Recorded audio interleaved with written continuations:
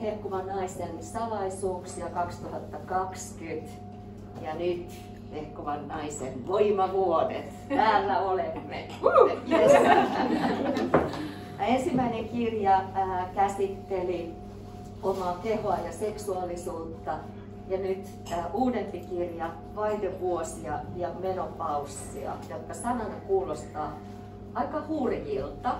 Niin mikä sai sut tarttumaan näin vaikeeseen, ehkä aiheeseen, johon juuri kukaan ei halua tarttua, joka tuntuu vähän nololtakin. Mikä oli sun motiivi tähän? No tietysti se, että kun mä teen töitä naisten kanssa koko ajan, niin valmennuksessa, terapiassa nämä aiheet nousee pinnalle. Ja sitten tietenkin oli myös tämä oma niin kun, lähtökohta siihen. Tai ehkä tuosta vielä yleisellä tasolla sanon sen, että musta tuntuu, että vaikka niin kun vaihdevuosista puhutaan lehdissä ja kirjoitetaan tällaista, mutta se menee vähän ohi kaikilta. Musta tuntuu, että siinä on juuri se semmoinen häpeä ja mä en halua, niin käännetään sitä sivua. Ja koska tuntuu, että naiset ei tiedä ihan niin kuin faktisiakaan asioita tarpeeksi tästä. Ja mä just mietin sitä, että mikähän siinä on. Ja tää on mun teoriani, että se on just semmoista, että se informaatio ei, niin kuin, sitä ei sisäistetä. Sitten tietenkin toinen puoli mulla oli se, että itse, just kun se oli siinä avioeron tiimellyksessä, tämä tapahtui, niin mä olin sillä, että ei, mä en ainakaan halua, että nyt mä haluan niinku alkaa elämään uutta elämää ja muuta, ja sitten on vaan semmoinen niinku kauhukuva siellä maalattu johonkin, niin mä olin sillä, että ei, mä väistän tän täältä takavasemmalta. Mutta sitten tajusin, että jos mä haluan naisia tehdä tätä työtä, niin voimauttaa naisia, niin pakkohan mun on niin kohdata tämä asia myös itsessäni. Ja sitten mikä mieletön yllätys se on ollut, että tavallaan se on kääntynyt aivan päinvastaiseksi tämä mielikuva. Paitsi kohdata asiat, niin tässä kirjassa sä kohtaat tähän asiaan liittyvät myytit, ja voisi sanoa, että lähdet purkamaan niitä myyttejä. Niin mistä sun mielestä ne myytit on syntynyt ja kuka niitä ylläpitää? No kyllä mun täytyy vähän katse kääntää tähän patriarkaaliseen yhteiskuntaan tässä ja länsimaalaisen kulttuuriin, jossa ikään kuin se nuoruuden palvonta on niin keskiössä ja myös se, että naisella on ollut arvoa jälkeläisten tekijänä.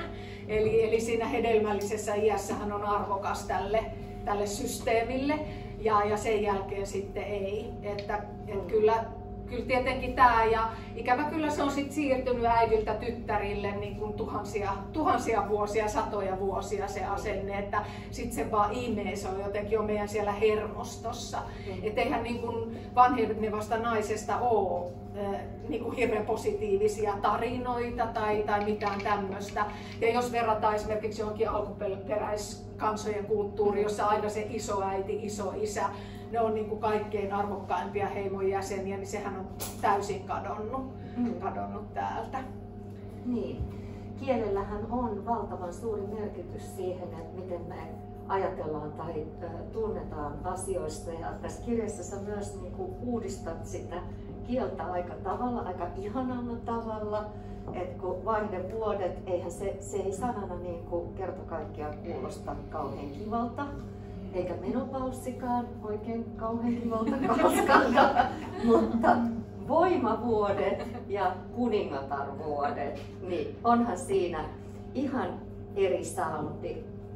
Eli se voi niinku ihan uudella tavalla nähdä, jos niin haluaa. Miten sä niinku näet, että täällä on monia meitä nuorempia naisia, joita tämä 10 vuoden kuluttua odottaa tämä hetki, jossa me nyt olemme, niin miten sä neuvosit valmistautumaan ja mitä sä sanoisit niille, joita ehkä pelottaa tämä vaihe, jossa me nyt olemme, miten tästä voi selvitä? No ei sitä hengissä selvitä lopulta, no mutta joo. Tavallaan juuri se, että tietenkin pitää huolta itsestään ihan niin kuin fyysisesti, koska ainakin itsessäni mä oon huomannut sen, että kaikki niin kuin iloiset asiat saavut ylikierroksille ja sitten niin kuin haastavat asiat niin kuin paljon enemmän väsyttää. Eli oikeasti pitää alkaa ihan niin kuin fyysisesti pitämään huolta omasta hermostostaan ihan uudella tavalla. Ja sitten tietenkin, mitä mä myös olen nyt jo saanut palautetta tästä kirjasta, että kun ne on ihmiset, naiset on lukenut tämän, niin tuleekin semmoinen mieletön uteliaisuus, että vau, mitä kaikkea jännää tämä tuo tullessaan, koska nämä on voimavuodet, nämä on se kutsu sinne viisauteen ja se tuo niin paljon hyvää tullessaan, eli lähtee niin kuin uteliain mielin tutkimaan. Ja jotenkin tietoisesti hyväksyen niitä kaikkia muutoksia, koska kyllähän siellä tapahtuu kehomielessä, tapahtuu valtavasti muutoksia, mutta niille on tarkoituksensa, niin kuin tässä pätkässä, minkä Satu luki, että sillä on suurempi tarkoitus mun mielestä, niin antautuu tälle kaikelle mahtavalle transformaatiolle. Ihanasti sanottu. Mulla on vielä yksi kysymys, sitten pääsette seurustelemaan keskenään.